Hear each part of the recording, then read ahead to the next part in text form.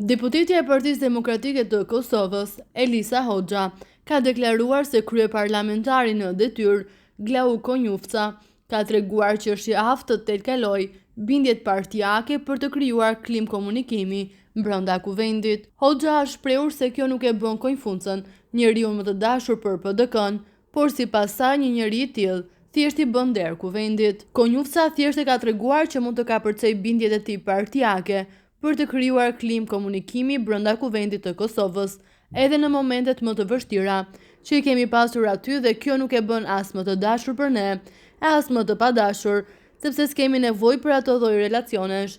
Thjesht e bën ndoshta personi që është provuar dhe ka komunikuar, dhe mund të jetë çdo emër i cilit kuvendi do t'i bënte një nder në kuptimin e krijimit të një klime komunikimi dhe bashkëpunimi, ka thënë Hoxha. E pyetur nëse Konjufca do të ishte emër i pranueshëm për PDK-n në kryetar të kuvendit, Hoxha ka thënë se nuk e kanë diskutuar asnjë emër në parti. Ndërkaq afërsia e tij me PDK-n për Hoxhën nënkupton vetëm sjelljen minimale dhe mirësjelljen elementare në një institucion publik. Nuk ka të bëjë me afërsi, se edhe kjo puna e përshëndetjeve shumë interesante dhe mirë për me u diskutu.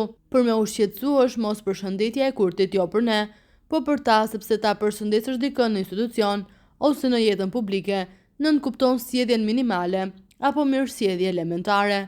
Ne s'kemi nevojë të kemi dashuri apo simpati me njëri tjetrin, thjesht në institucione duhet të komunikojmë në kuptimin racional.